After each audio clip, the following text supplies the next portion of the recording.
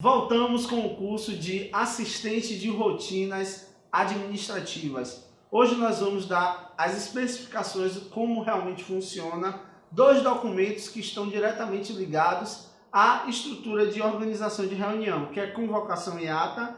Vamos também adentrar sobre as características e quais são os tipos de correspondência que existe no meio empresarial para que você, assistente de rotinas, possa entender e pôr em prática. Nós gostamos sempre de lembrar que esse curso ele é 100% em videoaula. Além disso, ele tem apostila e certificado incluso. O meu nome é William Nascimento. Meu nome é Alessandro Teles. Vamos lá, Alessandro. De modo geral, o que é que a gente pode explicar para quem está assistindo o curso o que é um edital de convocação, né? Aquela correspondência que nós convocamos alguém, e o que é uma ata? Edital de convocação ele é muito comum nas entidades públicas, né, nos órgãos públicos utilizarem um edital que é uma formalidade, inclusive uma formalidade indispensável, né, para a convocação. Um exemplo muito comum é um edital de convocação para participação de licitações públicas. Sim. Tá? É um exemplo que a gente pode dar de um edital de convocação. As empresas privadas não é tão comum um edital de convocação como na empresa pública, mas existe também. São raros, mas existem. Certo. E no caso de uma ata, como é que ela funciona para a reunião? A ata, eu sempre digo que ele é indispensável, é um documento indispensável que ele registra o que foi discutido, o que foi deliberado, né? Quem são as pessoas responsáveis por determinadas atribuições, qual o prazo para executar aquelas atribuições, aquelas tarefas. Então, uma reunião sem ata pode ter certeza que é uma reunião sem eficácia. Perfeito. Isso tudo faz parte dos documentos que correspondem ao ambiente administrativo, ao ambiente empresarial. Esses são dois que estão diretamente ligados à questão da organização de reunião. Por quê?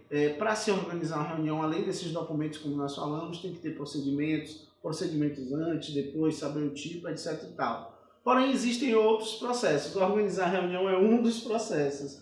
Existem outros processos, e esses processos, muitos deles, têm correspondências específicas.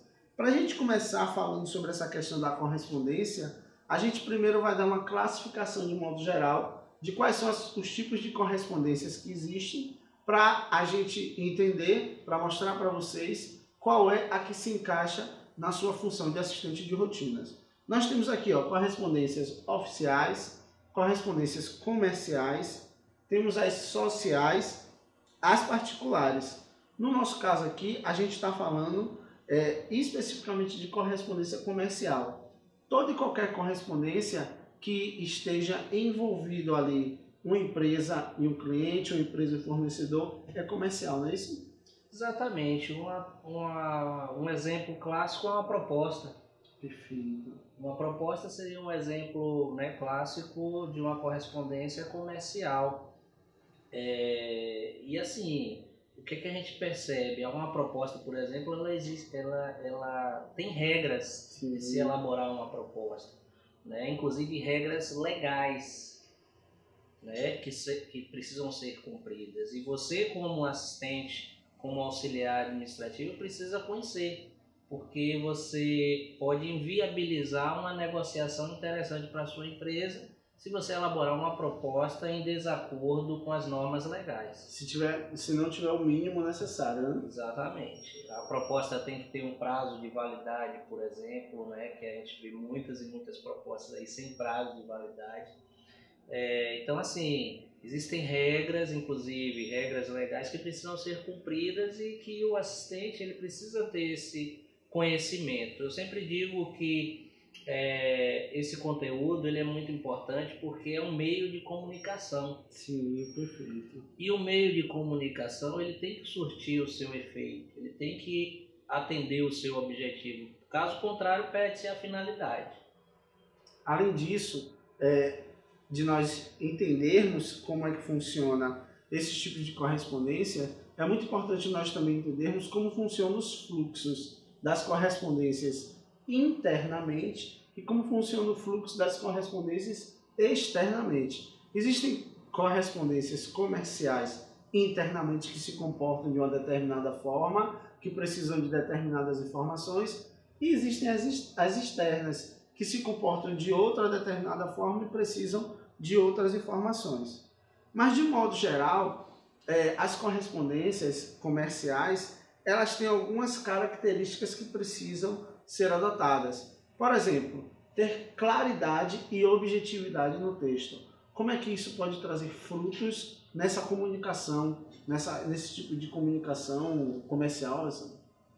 Olha, William, uma das principais dificuldades, nós já relatamos isso em aulas anteriores, que a gente percebe no mundo globalizado que a gente vive, é a falha de comunicação. Então, a gente precisa ter o máximo de cuidado, utilizar as formas corretas, né? Uma linguagem clara, objetiva, porque com certeza evita muita dor de cabeça, muita falha de comunicação, muito mau entendimento. Hoje as pessoas estão acostumadas a escrever cada vez menos, a ler cada vez menos. Isso impactua justamente na escrita. Eu falo isso porque às vezes a gente recebe e-mail que a gente não entende praticamente nada do que aquela pessoa quer dizer. Isso pode gerar um conflito enorme, pode gerar um prejuízo enorme e pode gerar também a demissão de um colaborador. Claro, com certeza. Entendam o seguinte, quando a gente dá algumas dicas aqui na visão também empresarial, é porque nós entendemos que você como profissional, você tem a obrigação, se caso você queira alcançar resultados diferentes, de ser um empreendedor na sua profissão. Então, de repente, digitar um e-mail de qualquer jeito, sem objetividade, sem se preocupar com as questões gramaticais, sem se preocupar com a estrutura mínima de qualquer texto, é de fato você não estar preocupado em se desenvolver, que eu creio que não é o seu caso. Outro ponto que nós podemos citar aqui, Alessandro, é a estrutura de uma boa redação comercial. Por exemplo, o papel ser timbrado, ter o CNPJ, ter o nome, o endereço da empresa, ter uma logomarca, colocar o nome da localidade logo abaixo ali do papel timbrado, colocar o nome da pessoa a qual está se destinando, colocar o nome da pessoa que também enviou a correspondência e ter um início padrão, um início formal, um início que remeta que aquela correspondência comercial. Fazer bem essa separação, porque as pessoas hoje estão muito acostumadas a escrever em aplicativos de troca de mensagem. E isso acaba prejudicando, né? Exatamente. Prejudica principalmente a imagem da empresa perante a seus clientes, perante a seus fornecedores, né? A gente sempre sugere que a empresa, o empresário, ele tenha uma identidade visual do seu negócio, ele tenha um papel timbrado do seu negócio, ele tenha logomarca, ele tenha uma assinatura digital, né? Isso demonstra uma organização maior perante os seus clientes, seus fornecedores, e o auxiliar, o assistente, no meu ponto de vista, ele é uma peça crucial para fazer esse trabalho, né? Ou caso ele não saiba elaborar um papel timbrado da empresa, buscar aquilo que nós falamos nas aulas anteriores. Se você não tem o conhecimento, que a gente não é obrigado a saber tudo, mas nós precisamos saber a fonte, aonde a gente buscar, onde consultar, quem são as pessoas que podem nos dar o apoio e nos ajudar.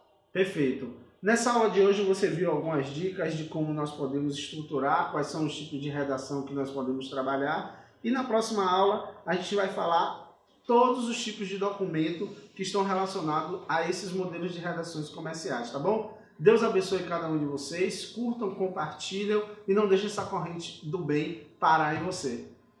Até a próxima.